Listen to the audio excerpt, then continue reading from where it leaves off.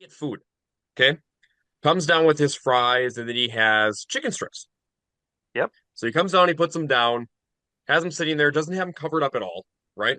Just has them sitting there on the grandstands. And obviously in Fergus you get kind of dusty. I mean, that's just the normal fact of the beast, right? Over there. And it has his food sitting there. Well, then Mason left to go get a GoPro turned on and came back with a smoothie from the coffee trailer. Oh, And around the smoothie is like the little opening, like a coffee thing, right? You have the little yep. opening that you can drink right out of. So Mason put a straw in there. Well, around the straw, then he puts a napkin around the straw. And I looked at him and I said, "So Mason," I said, "are you worried about getting dust in your smoothie?" "Oh yeah, I didn't want to get dirt in there." As his food is sitting wide open out in the open with nothing on it, so it's getting all dirty.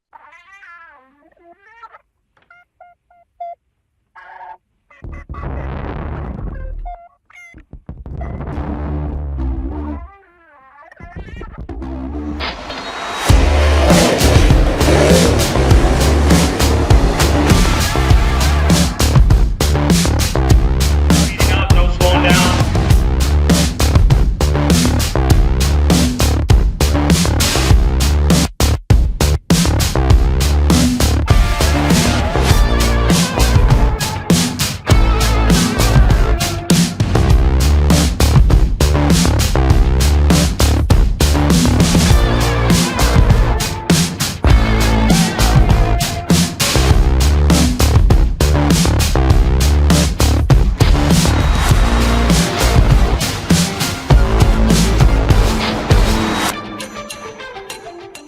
Welcome back, everyone, to the Track Packers podcast for episode 26 of season 4, coming off another busy week of racing with the hooligans, myself, Mason, John Breckel, and Jessup Pelkey for today's lineup. What is the caution for?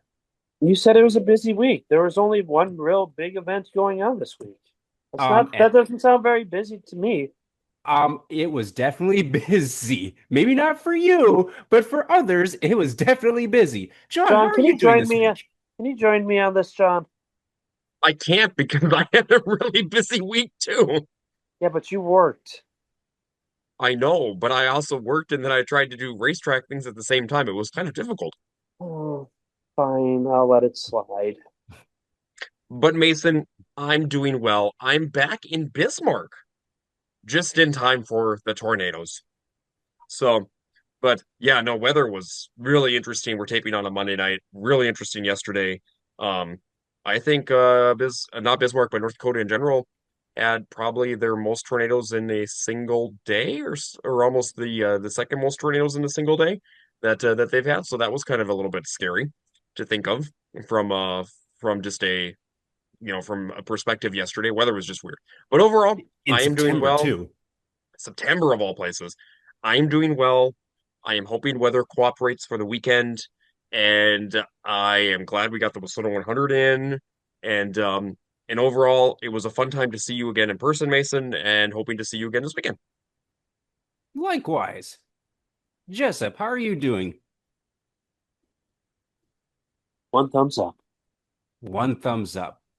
We referenced that a lot this past week. Yes, you A know what, lot of Mason? He would have gave that to several drivers at the 100. yeah, I heard something about ham and eggs too. Yes. They had that for breakfast. Mm-hmm. Mm-hmm. And dinner.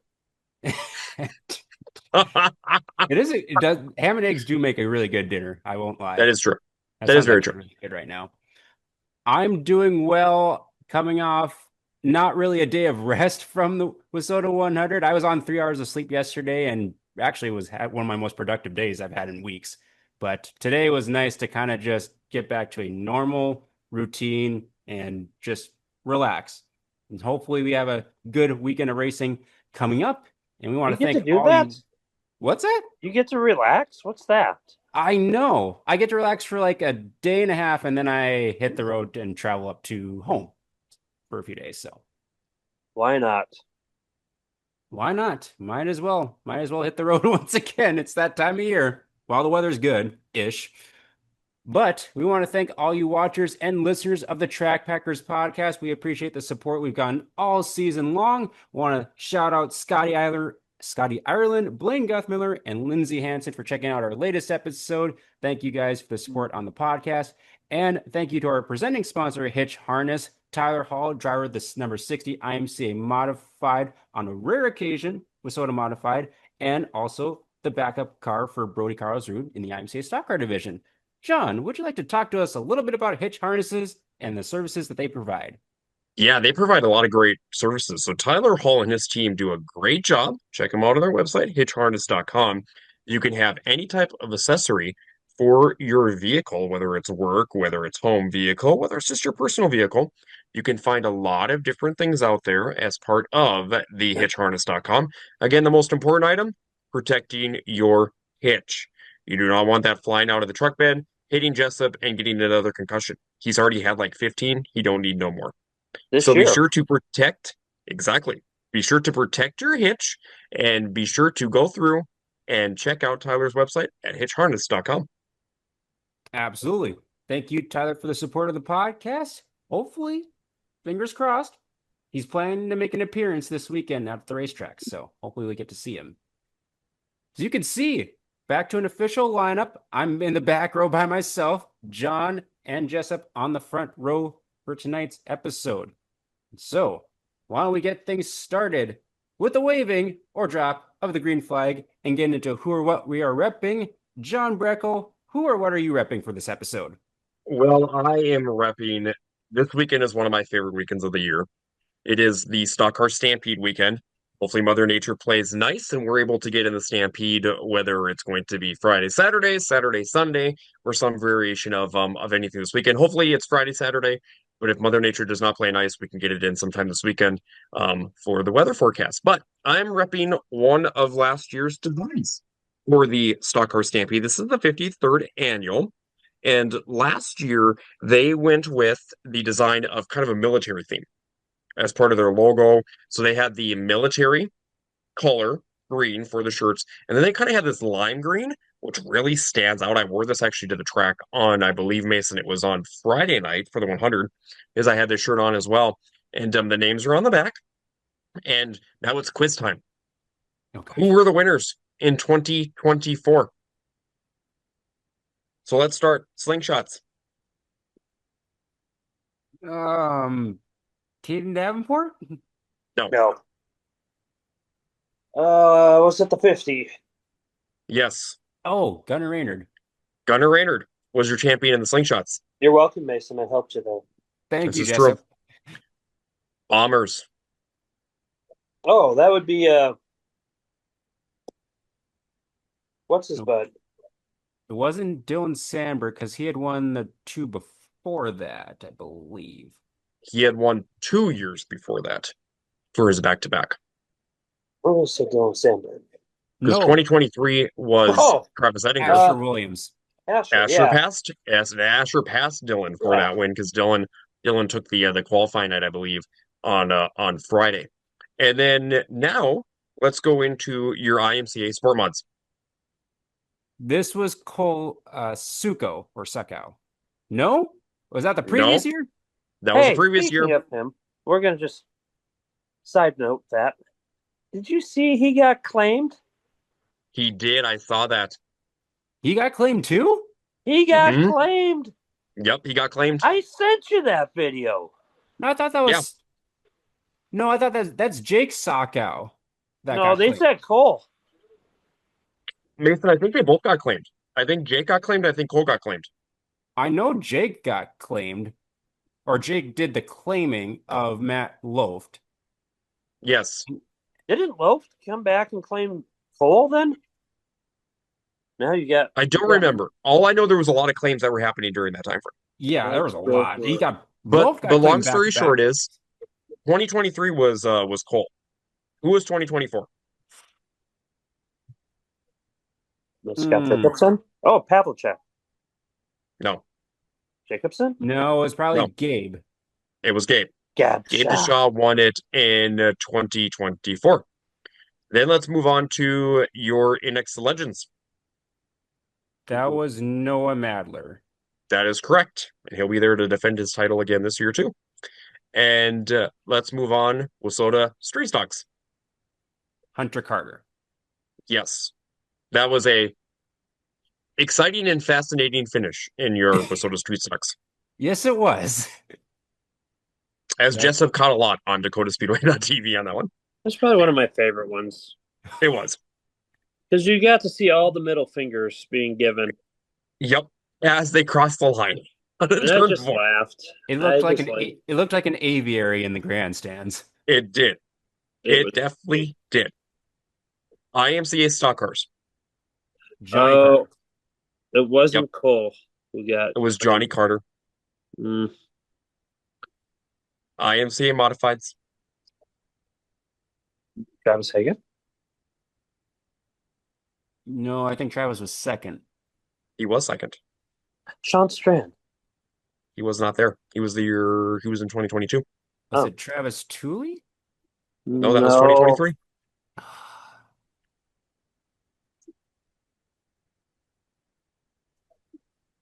Was it Quentin?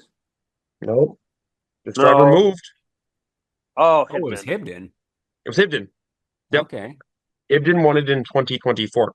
We missed your WISSOTA Midwest Modified, so we have to go back to that class. This driver won his fourth in a row. I was gonna say it's probably Lucas Rodin. It was Lucas Rodin. And who won your WISSOTA late models? That was Ryan Michelson. Yes. They had 278 cars last year at the Stock Car Stampede, so we will see if they get a great car count again, hopefully this year too. Excellent. Again, cool shirt. Definitely stood out in the stands at Fergus. Jessup, what are you repping? I'm representing the 2022 WISSOTA 100 shirt just because I missed out last week. It's a nice, clean white t-shirt. Nice, easy design. A good, wholesome design. There you go. Mhm. Good shirt to rep. I am Yep. also repping a nice, simple shirt, but I am also repping a new hat. This is the 77K of Rick Simpson from Thunder Bay. Was nice enough to give me a hat when I was strolling through the pits this last week. And Is that how you get all of your gear? You walk up to their trailer and be like, I'll put a GoPro on you to get me Yes. swag. But I can't get too much swag for the rest of the podcast. It's got to be my swag. I wear a child's medium. No, that's Becca. No, that's Mason. Yeah. Fine. That's a true. youth large. I can, yeah, youth large is probably more my style. This is true. I do have a nice extra large WISSOTA crew shirt that is way too big for me, if you would like that. It's No. very bright. What size is it? I think it's an XL. Maybe. Well, I'll wear it another week and then send it back with you. alrighty. Oh my goodness. Well, anyways, thank you, Rick Simpson, for the hat. Super stock driver out of Thunder Bay, Ontario. Was his first time at I-94 Speedway and had overall pretty good weekend. I don't believe he finished the Saturday feature, but he was competing very, very much so for the Friday night prelim race until Dexton Cook got around him. So cool to see Rick down there. The shirt, since it's Stampede week, we're going with a simple shirt. I believe this is from the 52nd annual Stock Car Stampede in Jamestown. I'm proud of you, Mason, because it says 52nd on the shirt. Well, I say that because you can still read the 52nd because I can't remember if it's like natural wear of the shirt that it's a It little is. bit okay. It is. I had that same shirt, and I actually wear that shirt bowling quite a bit. Yeah, there's nothing on the back of this one. I just like the simple like retro kind of look to it. Did you know I spotted some looks like that this weekend at the 100 too for other shirts? So I have a feeling that that's kind of a popular theme starting back up, kind of the retro looks. They Yes. also had at the WISSOTA 100 this weekend, Jessup, they had a retro shirt for WISSOTA logo. That was kind of cool too. Ooh. But I didn't purchase that one, but I looked at it quite a bit. Yep, Hmm. I got a new shirt or sweatshirt at the WISSOTA 100, and that's like the only big purchase I made from the WISSOTA 100 swag trailer. I kind of held myself in check this year compared to other years. Mm-hmm. So that'll do it for who or what we are repping for this episode, and we'll move into the hot sauce hot memory rewind and give a shout out to Isaac Hot Sauce Sondrol in the 12S IMCA Modified and 104 IMCA Stock Car. I do believe he's planning to come over for the Stock Car Stampede as well. Whether he's going to be racing Nice. one or two cars, we'll see. So hopefully farming isn't too busy for him that he'll be able to come on over. Be sure to follow his racing page 12S Racing on Facebook so that way you can stay up to date on all of his whereabouts. And if you see him at the tracks to finish out the year, stop on down in the pits and see what kind of goodies he's got made up. And so thank you, Isaac, for the support of the podcast as well. I believe John and I are taking this segment for this week. So, John, do you want to go first? I can go first. Just give me a couple seconds here to get it up and running. All And right. then I will share my screen since you know what, podcast listeners, Mason finally gave me share ability. It took him a while, but he finally gave me share ability. Got to keep you in check somehow. This is true. I mean, I am kind of a loose cannon. Okay, let me know if you guys can see my screen. I can zoom in. That is a late model. Yes, it is.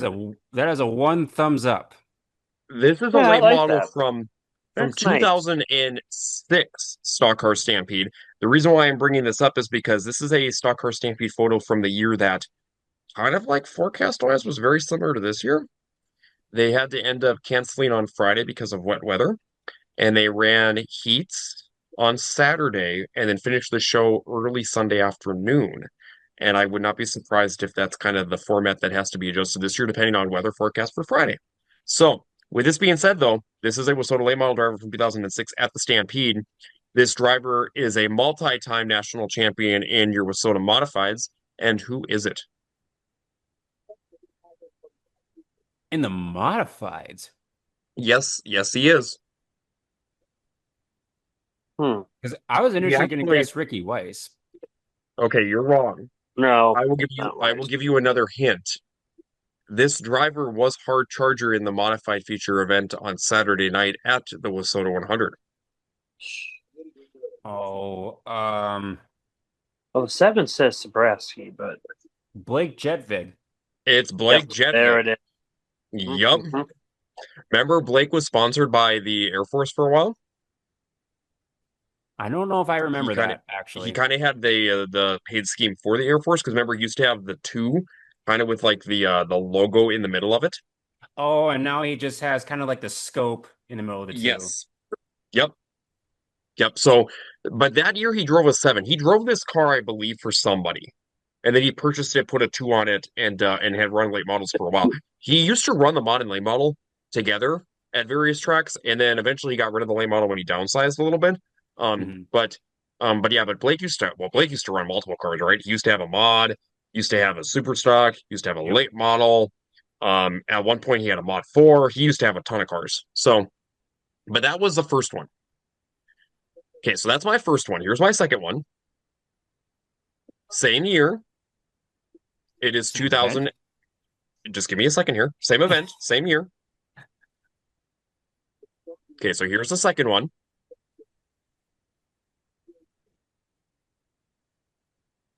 I'm going to say Kyle Peterlin. Jessup is right. Oh, This is there I Kyle st- Peterlin. And Kyle came over with his super stock that year, and he was in a heated national points battle with 2 drivers that year, and they were all 3 in Jamestown that weekend for the Stampede. And it was actually 4 drivers, but 3 of them were over in Jamestown, and it was Peterlin. But Aho. Yep, Ryan Aho. And Ryan was over there too this weekend. Ryan actually broke in the heat. I believe he got damaged in the heat and didn't come out for the consi on day 2. Dave Moss. That was back when Dave Moss was in the 110 car. Do you guys remember that one? Oh, yep. And that one had a chrome paint scheme on it. He was over there that year. He won the Stampede that year in that. And then Don Eichens was in the middle of that race, but Don stayed in Minnesota, and I think he got a show in on that Sunday. But long story short is Kyle Peterlin was there in his super stock. Nice. That's a cool looking super stock. Very nice paint scheme. Kyle used to have some really nice super stock paint schemes. And then here's another one, same year, and kind of kept it with the 2006 theme. And this driver still races nowadays. Leanne Christensen. Nope. Rick Schultz. Yep. That is Yep. Rick Schultz's old street stock that he had for many, many years. And Rick now is in the IMCA stock car. But yes, but Rick Schultz in the number 4. It kind of reminded me, and you guys will kind of agree with this, reminded me of Dick's old kind of paint Oh, yeah. scheme slash car. Yep. He used to have kind of the same feel. Yes. Okay, so those are my 3. I'm only going to do 3. Okay. I got a few. So here comes the first one. That is a race car. This is John Nord up in Devil's Lake. Very good. Good job on the track. I wasn't even thinking about the track either. You could tell it's the Devil's Lake racetrack because if you look carefully in the distance, you can spot the white van off the backstretch. Oh gosh. Oh my gosh, Jason, that is so awesome. Come on, that was funny. That was Pretty funny. good. I kind of missed that lore, to be honest. This is Zach Johnson from 2000 and I believe 5 at the Western 100. I was gonna say it looks like Brown County Speedway to me. Yeah, it's either 5 or 6. I believe it's 5.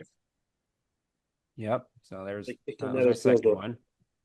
Rusty Coleman, Very good. and that's 2005. I'm glad you know the years on these because I really literally plucked these out of the blue. That's Bill Mooney, also Yep. at Devil's Lake.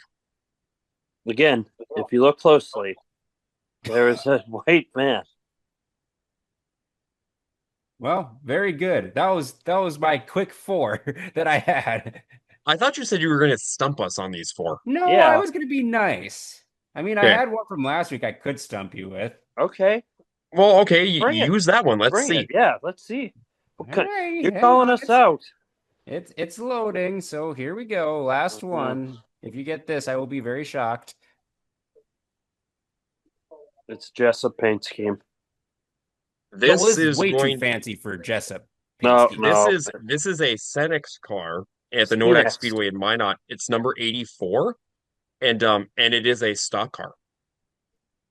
Well, you got all the details of it, but who is racing said car?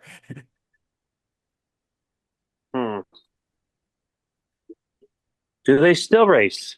No, they do not. I don't know what hint I could give you for you to guess this. Well, you can help, Mason. Yeah. This dude literally hasn't raced since like early 2010s. So I would have no knowledge of this individual's. Are they in the Hall of Fame? I don't believe he is in the Hall of Fame up in Nodak. John, it's a guy. This It is a instantly guy. cuts down. Maybe 2% of drivers have Nodak. Yeah, Mason, I'm not going to get this one. You did No, stump me. you're not. This driver's name is Frank Cox. Mm-hmm. I would have not got that. I'm not Yeah. aware of Frank. Yeah. Cool looking car. I thought it was a cool looking scheme. And I'm like, oh, I hey, would that's agree. a cool one. So kind of dipping into the reserves of cars or schemes that I could stump you guys with. So that'll do it for this week's Hot Sauce Hot Memory Rewind. And the track pack report, pretty simple because one event where some of us went to, the WISSOTA 100 taking place over at I-94 EMR Speedway, the 39th running of that event. John came over on Thursday? Is that correct?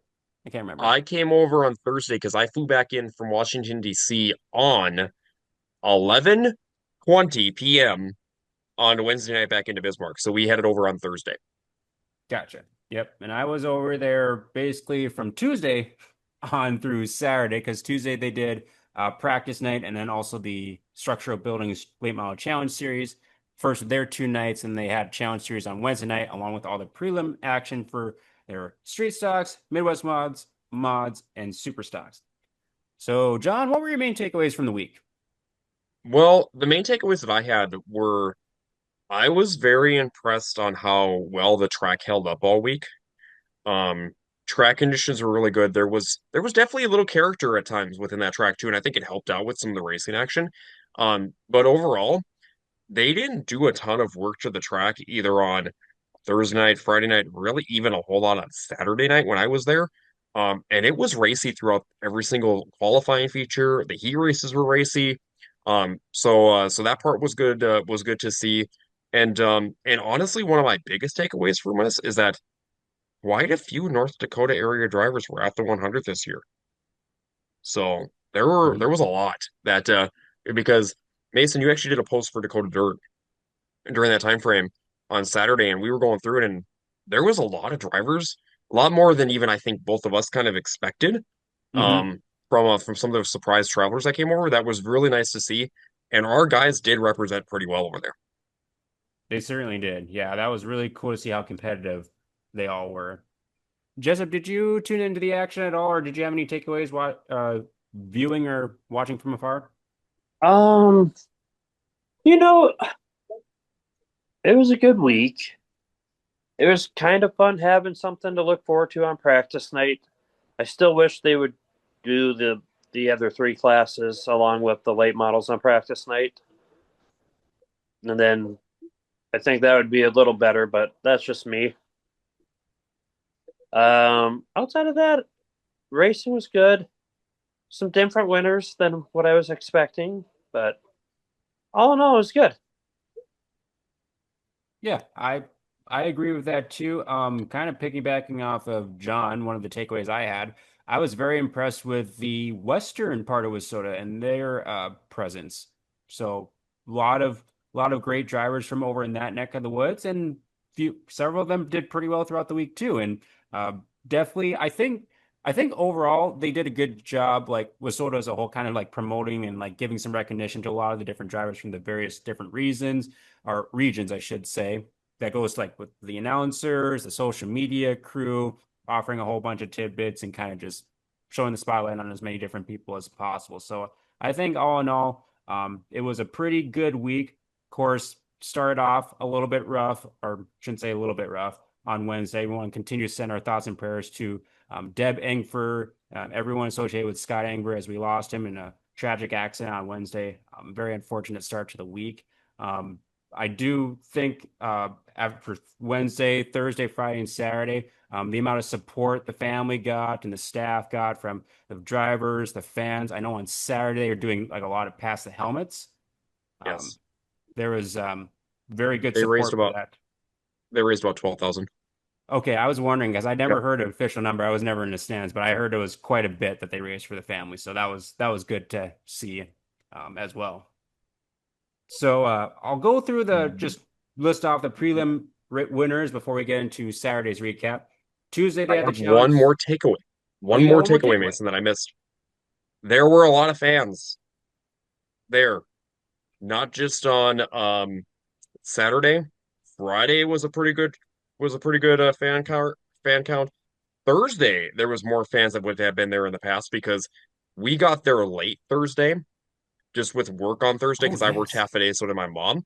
And we got there and we sat pretty far down in the grandstands on Thursday, which actually I kind of liked, to be honest with you, Mason, because I was kind of away from everybody. It was kind of nice just to kind of be by myself. But we sat down pretty far towards the bottom, and there's quite a bit of people there. And the staff did a really good job getting people through like food lines quickly, beer lines quickly, all that stuff too. And bathrooms weren't too backed up. So yeah, so that part was pretty nice too.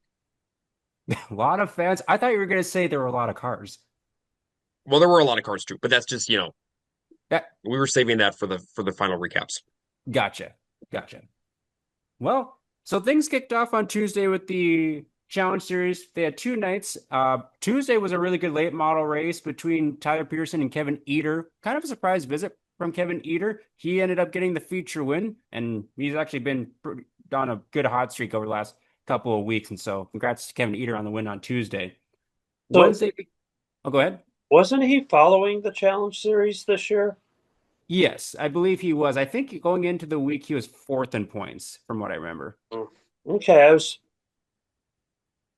I'm just gonna do this, and I'll let John. It's not a surprise visit if he's following the series.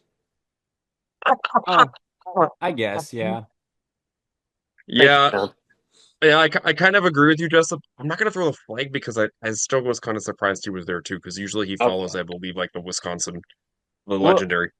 It's okay. Yeah. We'll let you go, Mason. John Yeah. is being very giving in the Stampede week. But He if it It is. is. happens again, I swear.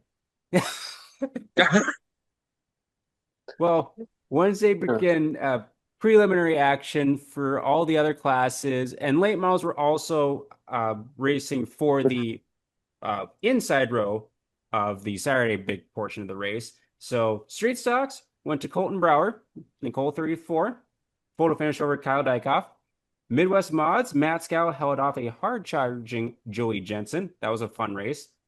Late Models Challenge Series, another battle up front between TPO and Josh Zimble. Josh Zimble coming away with the win. Super Stocks went to Dylan Nelson in the 25, and Mods went to the 26 of Ryan Gerke. And so they would be your pole sitters on the inside of the front row. Thursday, racing for the outside row. Street Stocks went to Jim Gulgson in the 21 machine. Midwest Mods, James Trantina picking up the win on Thursday night. Late models, the hot shoe, Chad Becker, picking up the win there. Supers, Kurt Myers in the 1M comes over and gets the win. And Brandon Dolman wins the modifieds on Thursday. So they'd be starting on the outside of the front row for Saturday's show. And Friday, making up the middle row of the front 8 qualifiers, Kyle Dykoff in the street stocks was your winner on Friday. Brennan Waite in a heavyweight battle between a hard-charging Lucas Rodin and himself. Brennan comes out with the win there. Johnny Broking wins the late models. Dexton Cook comes home first in the supers, and Joseph Thomas was your modified winner. So that set the stage for Saturday's race. Just last chance qualifiers, and then the 5 championship night features. Last chance races for the most part went pretty dang quick. So got the day and night moving quite a bit, and then they ran hot laps and got ready for opening ceremonies, which they kind of changed it up this year. So they did the opening ceremonies. They had all the cars come out on track for the Parade of Champions, but they had them stop. Then they did the opening ceremonies, national anthems, all that. Did the driver start your engines, and then they did the Parade of Champions. So I thought that was like a cool little change up they did. What did you think of that, John? I would agree. I kind of enjoyed that too. Plus the last chance races, they were pretty clean overall.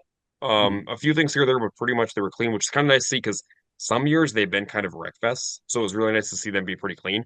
Um, plus there was a lot of heavy hitters in some of those last chance races. I mean, an example, right?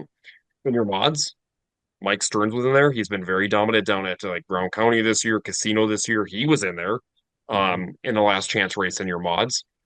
You had Jody Belfi in the mods in the last chance race. Midwest mods, you had a lot of heavy hitters in there. You had past champions in the super stocks that were in the last chance race. So there was some really heavy hitters in last chances. Yeah. So that made it very compelling for those races. And yeah, like you said, thankfully not major wreck fest, which is nice.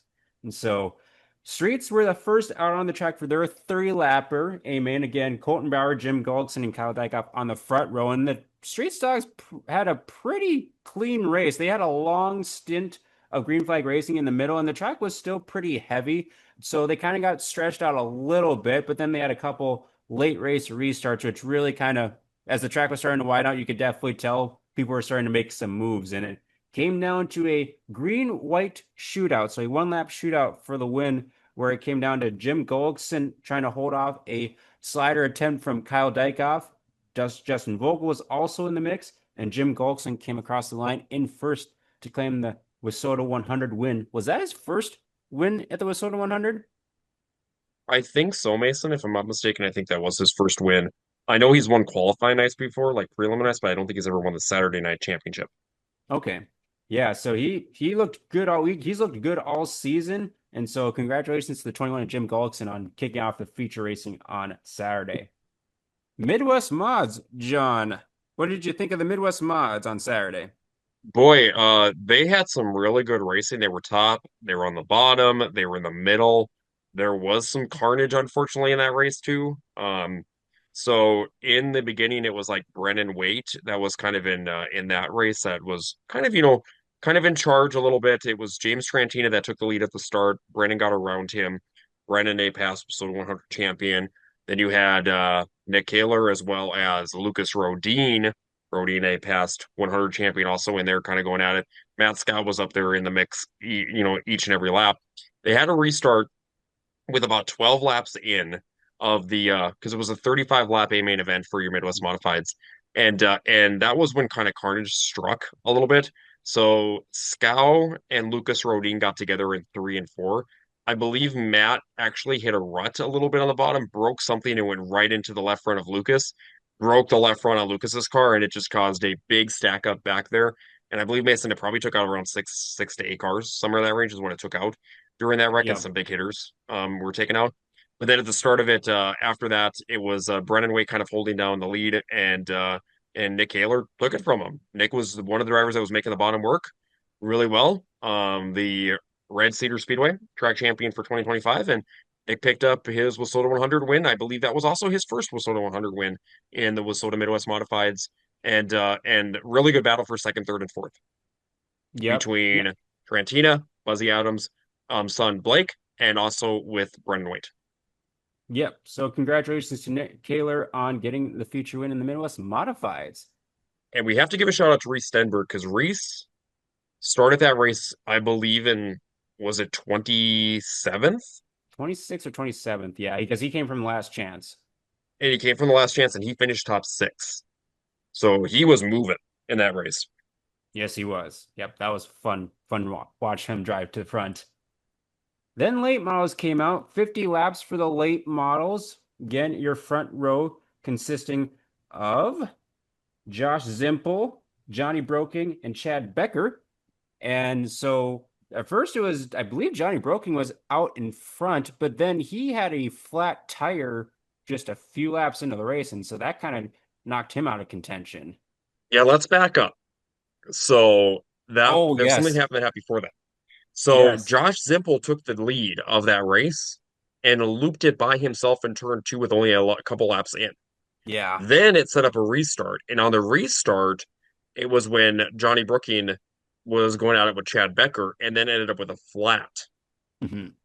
And then after that, it was kind of Chad Becker that took control of that race. And he had Cole Sarian kind of running him down, but lap traffic definitely played a big factor in that race. Yeah, because Cole, he was definitely the fastest car on the track, but you could pretty much race all over the track, whether it was top or bottom. I think the bottom was coming in more, especially for Cole, but just getting held up behind a couple of lap cars kind of was a detriment for Chad to hang on there. And so Chad Becker getting the win in the late models on Saturday. Then we move on to the super stocks and pretty heavily contested battle. Kurt Myers got out to the lead and he had to hold off several advances for quite a bit during that feature. You had Shane Sabraski, you had Dexton Cook all over his back bumper, and super stocks were mainly from the middle to the bottom part of the track. And Shane, being the veteran that he is, kind of maneuvering around, trying to figure out what line will work to try to make a pass alongside Kurt Myers because Kurt was making the car awfully wide out of the turns. And Shane finally got a run around him. I want to say with about 5 or 6 laps to go, somewhere in that range, and got around Kurt in the 1M. And then he would go on to get the feature win in the super stocks, which would be win number 998 for Shane Sabraski. So inching closer to that 1,000 win. Thought we were going to see it at the 100 this week, but not quite, but getting closer. Yep. And then your modifieds were the nightcap. This was definitely, I think, the race of the night. It was a good race. It was a really good race up front. You had a lot of great contenders up there. And it was definitely a battle between Joey Thomas and Ryan Gerke, as well as drivers like it was kind of funny to watch Mason because Brandon Beckendorf was there, right?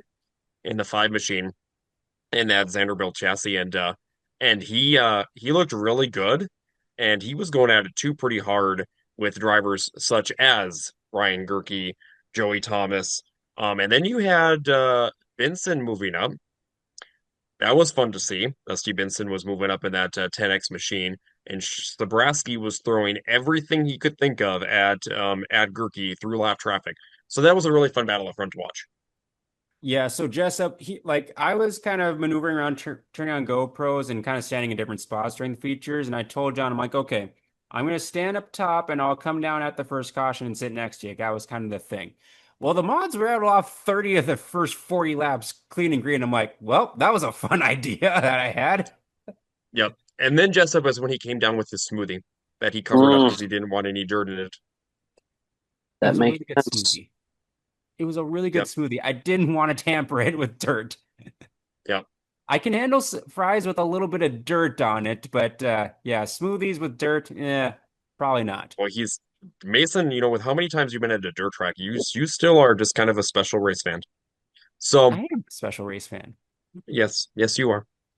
But yeah, they took the restart with that 10 to go, and Gerke kind of inserted himself in front, and it was definitely the Sabraski was right there all the time, and then Bitson was working the bottom and got himself into third.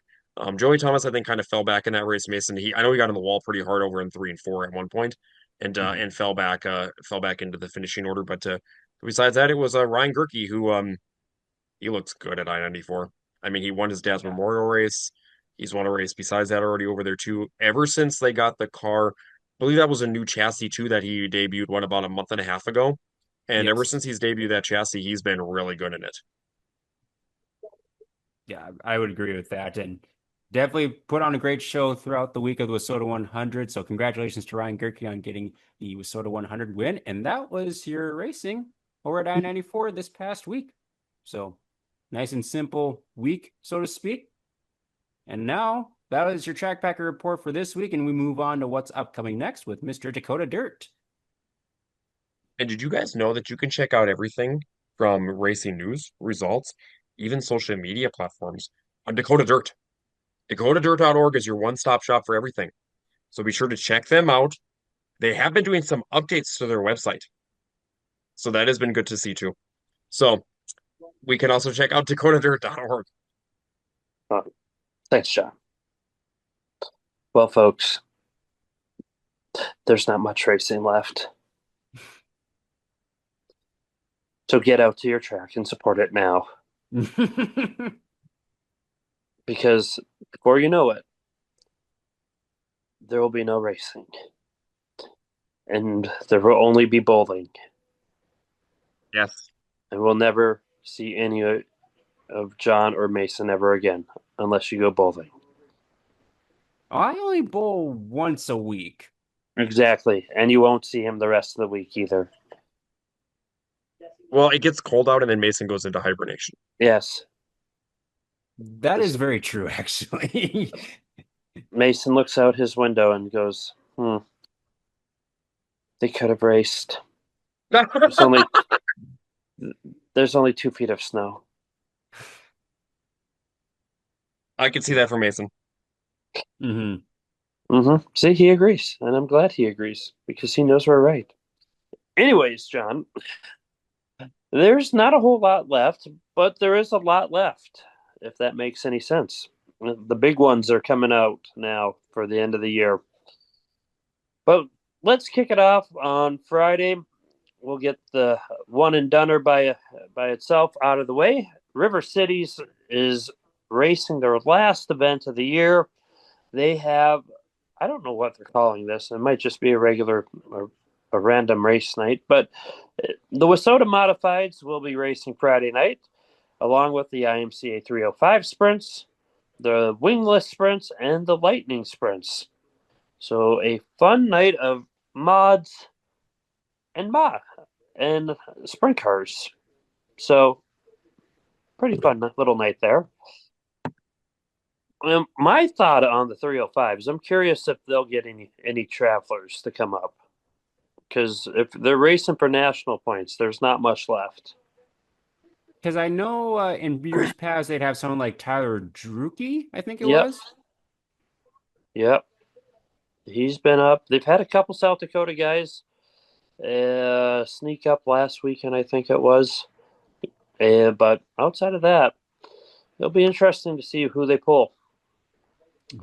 Then the big one, the Jamestown Speedway's 54th annual Jamestown Stock Car Stampede with the WISSOTA late models, IMCA modifieds, IMCA stock cars, WISSOTA street stocks, IMCA sport mods, WISSOTA Midwest Mods, Hobby Stocks, NX Legends, and Slingshots, which apparently they're doing two divisions of Slingshots based on tire sizes. And yeah, should be a good first night. But John, let us know what happens potentially if the first night gets rained out. Yeah, if there's rain on the first night, they'll evaluate the track situation with how much moisture, is falling because it's supposed to, I believe, it's supposed to kind of be showery from Wednesday night into Thursday, I think is more of the rain day. Thursday is supposed to be more rainy, and then Friday's supposed to be leftover like showers as they move out of the area. And if Friday ends up getting rained out, their plan is to look at it to see are they going to run it full on Saturday to get the whole entire show in, or will it be still split between Saturday Sunday? I know all options are on the table. The plan is for sure to get it in hopefully this weekend. Because Saturday's forecast looks nice. I still think kind of overcast Saturday, but supposed to be in the mid to upper 60s and maybe even 70s is what I've seen now for Saturday. So I think that'll be good. Kind of from the mostly cloudy to partly cloudy sky range. And then Sunday looks like it's supposed to be mid 70s and partly cloudy with the south wind. So with that being said, they'll likely, in my personal opinion, probably get it in this weekend for sure. It might be like a 2006 situation to where they adjusted the schedule, let the track dry out, let the pits dry out, race Saturday night, and then finish up the show like Sunday afternoon. I could definitely see that happen again this year. All right. And And Jessup, did you know if people can't make it live in person though, mhm, you're going to be there too, taping for DakotaSpeedway.tv. that's what they tell me. I will be there for the low price of $60. You get both nights or both days, whichever it comes down to. And yeah, it's a pretty good deal. Mhm. Agreed. And yeah, that is the weekend. Very short, simple, and sweet for the state of North Dakota. Mm-hmm. Not too many other things taking place outside the state of North Dakota, but let me verify with the good old My Race Pass. I believe we have is it a doubleheader out in Big Sky? Yes. And it's also the memorial race for the super stocks. They're Yes. rescheduled. So that'll be taking place this Friday and Saturday over in Billings. We have the Autumn Classic going for the goods down at Casino Speedway. That is also a doubleheader on Friday and Saturday.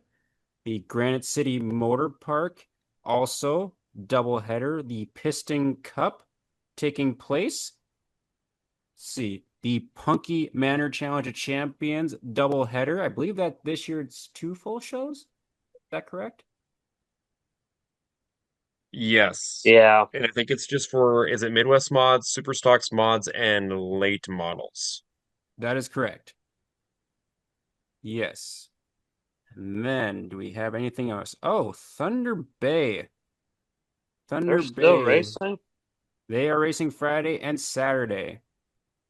Also Thursday, right? I thought they had a Thursday night show too. Is that practice? Just says practice. Okay. Hmm. Yep. So practice on the Interesting. Thursday. And then one more doubleheader on the weekend. Oh, that's the wrong day. Bemidji with the Paul Bunyan Stampede. That is Saturday and Sunday. So that will be racing this weekend as well. So we're in doubleheader weekend territory now, down to just about a handful of weekends. Like Jessup said, go out and support your racetrack as the season is winding down fast and the very, very nice weather days are winding down as well. Mm-hmm. Mm-hmm. So we will display the white flag and give a shout out to our good friend Brody Carlsrud in the B1 IMCA stock car. Had a nice relaxing week after a busy week down in Boone for the Super Nationals. Good to see Brody make an appearance down there. I believe we will be seeing him this weekend as well at the Stock Car Stampede. Be sure to follow Brody's Racing at Brody Carlsrud B1 Racing and also his podcast, The Real Deal with B1. Thank you, Brody, for your support on the podcast this season as well. All right, let's start with our wins of the week. John, go ahead. What are your wins of the week? Sure. So for my wins of the week, let's go with a couple of wins here. I have to give a win of the week over to Dave Moss for picking up the Challenge Series title in the number two machine.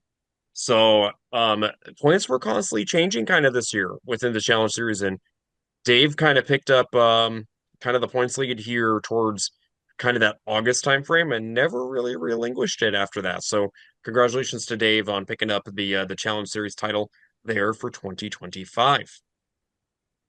My second win of the week is I am going to give a win out to I'm going to stick with kind of the late model theme here.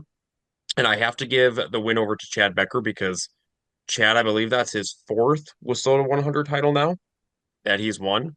And Chad won the prelim night over there on the Thursday show. And then also looked really good in the 50 lapper. I mean, he was pretty much kind of the car in command of that one too. Like Mason said, Cole Searing looked pretty good, and Cole looked good in his qualifying night too. But it was the matter of getting to Chad and then getting around Chad. Mhm. That Cole was looking for here, both on the qualifying night as well as the championship night. So congratulations out there to Chad on another title for the WISSOTA 100. And then my final win of the week. I have to give a win of the week out to kind of the I-94 staff from the facility because they had the tragic events that happened on Wednesday.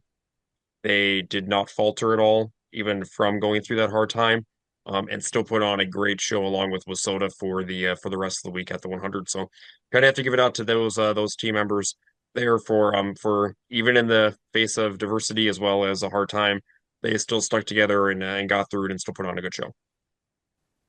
Couldn't have said it any better. I definitely agree with that. They didn't skip a beat, and I know that was definitely a tough stretch of time for them. Jessup, go ahead and your wins of the week. Yep. All right. Well, my first one of the week will go to Caleb Henry as he picked up and secured the All-Star Circuit of Champions Sprint Car Points Championship this weekend. And I think all he had to do on the last race of the weekend was just start take the green flag at qualifying, and then they were like, "And you're the champion." So that's pretty neat. Let's look around here. Let's see what we got for wins. I'm gonna go over to Cedar Lake, and I'm gonna go. Yeah, I'll probably go with James Giassi with his late model feature win. They're definitely had to help hold off some big names there with Jordan Yagi getting second, Jesse Glenns in third, Daryl Nelson, Pat Dorr, Ashley Anderson, Radetzky, Hensel, all big names for that area. That'll be my second one. Who won out there last weekend? I forgot who. There was a special winner in the World of Outlaws. I forgot who it was. Oh, That was high limit. Ashton Winger won the World of There. Outlaw late models. But I was going to go, where the heck did it go?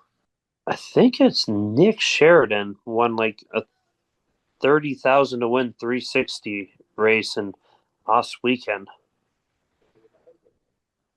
Nice.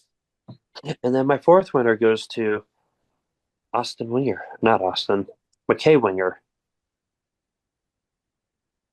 I don't know who that is. He's a late model guy who won. Oh, okay. Alrighty. Good set of wins. Winger. Let's take her. Well, I'll go with the Ashton Winger. Austin, Ashton, McKay.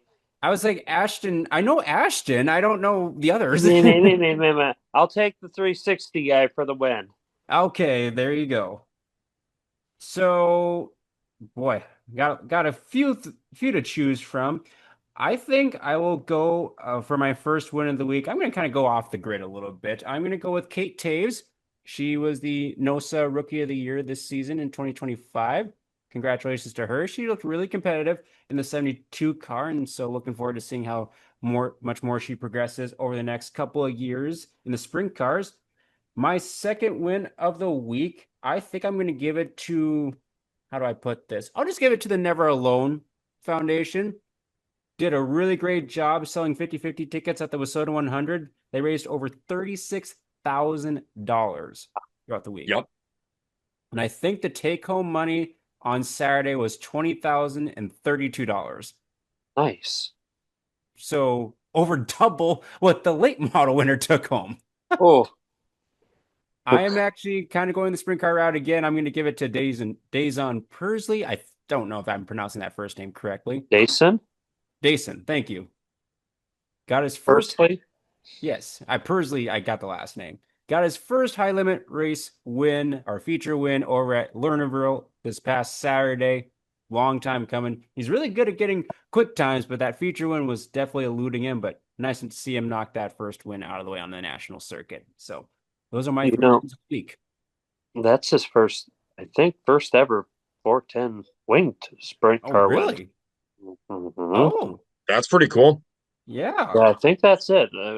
I might That's be really wrong. cool. Let me double check here. Yeah.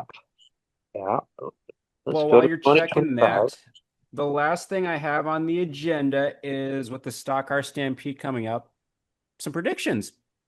Winners will win. Winners will Losers win. will lose. One per class. We'll start with the slingshots. Who is your pick? One driver.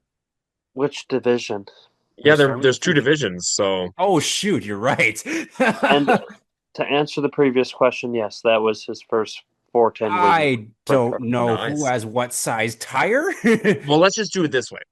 I think Gunnar Reynard might defend his title in that division because I believe he's coming down this weekend. And I'm going to say maybe Levi Remick again Okay. because he looked pretty good. I'll say Caden Davenport. And to be different, I'll say Landon Hallgren. I think the Keller girls will swarm to the front. Yeah, they're going to be there in their cars too, so I think they're going to get to the front too. Yeah. Okay. Bombers / hobby stocks. Bombers. Ooh, this is kind of a tough one because there's a lot of hot shoes in the Bombers lately.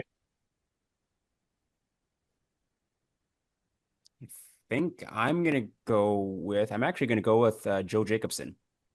That's kind of where my brain was going too, but I'm gonna go a little bit different route. I am going to say I'm gonna go Eric Bush. Oh, that's a good one. I'm going to be going with Travis Ettinger. It's a good one. Solid pick. Solid pick. IMCA Sport Mods. I think that's kind of the typical order. I am going to say I'm sticking with Gabe Deshaw. I'll go with the Pavlicek. Which one? They're Jaden. both racing. Okay. I'm gonna go with Kyle Van Mill. Really bold, It's a good pick too. but he's looked really good as a rookie. Okay. Then after that, let's go Legends.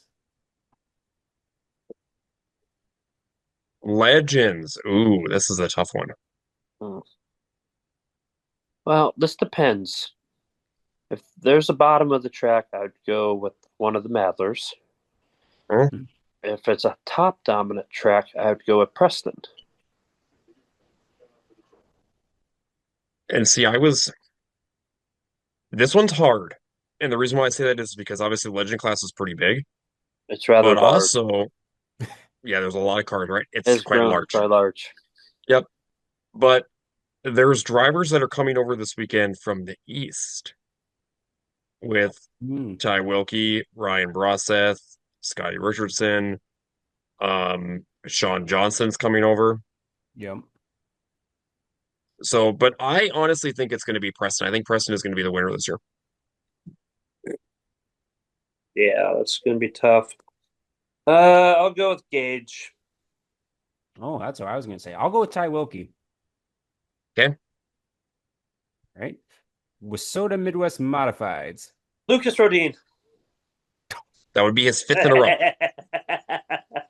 I I'm going with Brennan Waite. Yeah. I think Brennan finally gets a Stampede championship. I'll go Jaron Webstead. Okay. We got IMCA stock cars.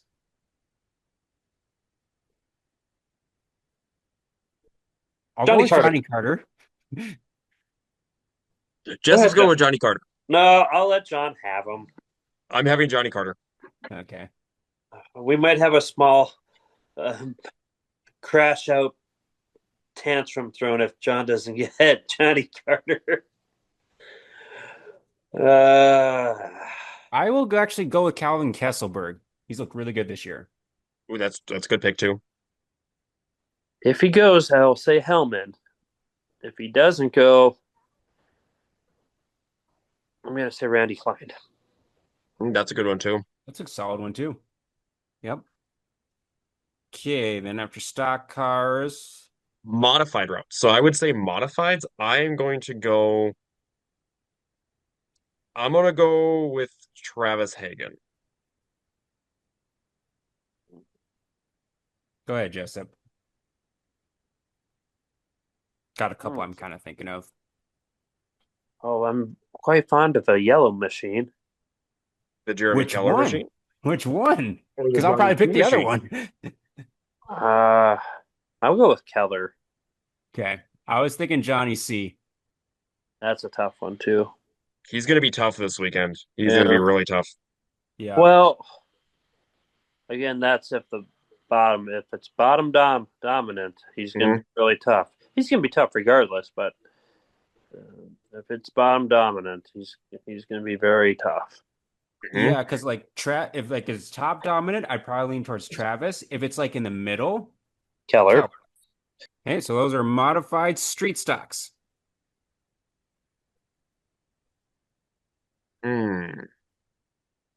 Cole Gresseth. Wow, that's a tough one. I think I'm actually going to lean Hunter Carter again to defend. Gee, you guys took the two easy ones. I'll take the field then. All right. I do have one person I want to point out too after Jessup says too, because I think this star is actually going to make quite a bit of noise. I'll go Dustin Erickson. Dustin's a good one too. Who are you thinking? I was thinking Spencer Johnson.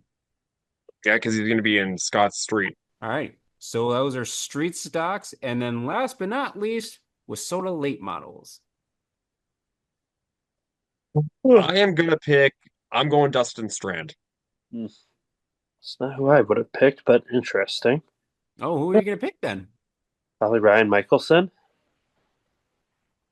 Solid pick. Or somebody else who has just came off a very big win. Yeah, Mason. He's going to be there too. Like Cole Schill? Yes. And he's really good in Jamestown. He is really good in Jamestown. Yes, he is. Really good in Fergus too. I could see him winning again. Yeah, I'll go with Cole Schill. You're welcome. We had to feed him that one, John. We did.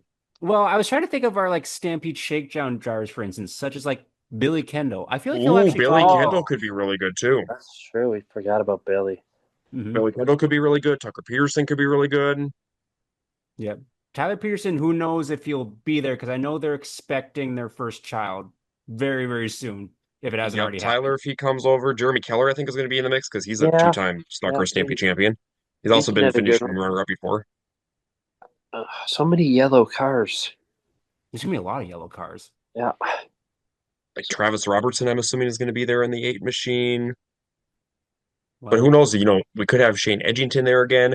Nobody picked Mike Gresseth. He's probably going to be somebody that's going to be a contender. So those are our predictions for the Stock Car Stampede, or just a few names we're throwing out as potential contenders for the win.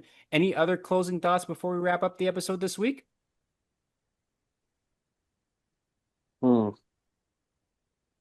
Just get out there and pack the track, everyone, because pretty soon race season's over. Yes, and it may not totally be super chilly weather, but if you want a beanie, let us know. We have plenty of beanies. How do we still have beanies? We've been in beanie season. Mason, are you even bringing them to the track? Mason is not promoting the beanies. I have been promoting the beanies at every single year and special I have been at. Why don't you swap out a beanie for some swag for us? That is a Yeah. good. Mhm. We If could. Mason was only, if he only cared about his podcasters. Yeah. I actually have had beanies at the track every time I've been to the races because they are in the trunk of my car. Yeah. Mm. Why are you not selling them, Mason? And have you promoted them at all, Mason, to anybody? No. Not recently. See? And the truth came out. Well, John got a little too chilly. That's the only reason he wore his beanie on Saturday. Now, I folks, was in a t-shirt on Saturday till like the last feature of the night. And then when we took our track photo, I put the beanie on. Yes, he was doing a great job promoting the podcast at the very end of the night when 93% of the fans had already followed out of the facility. well, Yes, but I was still doing more than Mason with the ability to go through and, try to promote us. this is true. Sure. Sure. This is true. Mason would do better. Now, folks, before Mason throws the checker flag, remember there's a holiday coming up in a couple months that you may want to get a nice beanie for your loved ones. Mason, what colors do we still have? We have navy blue, gray, and black.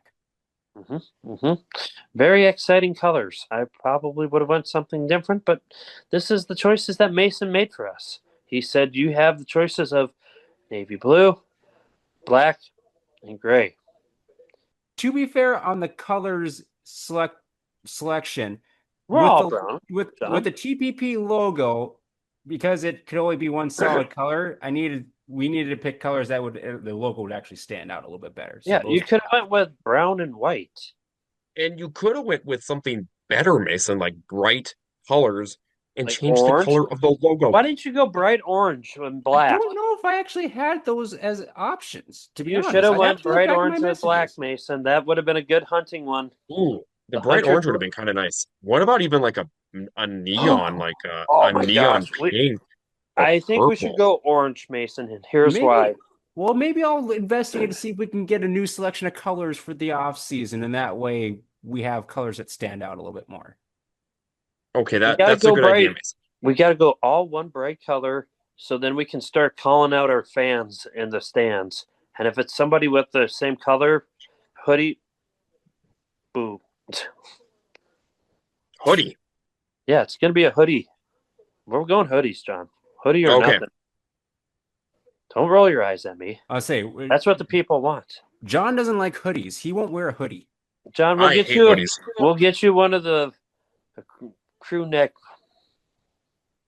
sweatshirts that you wear. Yes. Okay.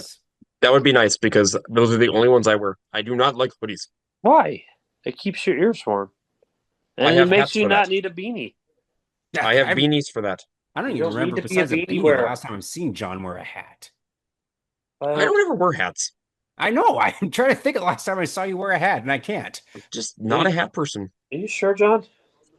I mean, I would wear it you based on my hair tone, but it would definitely I've not been in the hat. Huh. Weird. The fun facts we find out about John. Well, I'm just miserable. Mr. Miserable. indeed. Besides the beanies, if there's no other closing thoughts, that'll do it for episode 26 of season 4 for the Track Packers podcast. As always, be sure to like, share, comment. Let us know your thoughts on racing these days. Thank you to our sponsors, Hitch Harness, The Real Deal with B1 Brody Carlsrud, and Isaac Hot Sauce Sondrol. Just a handful of weekends remain for racing in the 2025 season, so we hope to see you out there packing the track.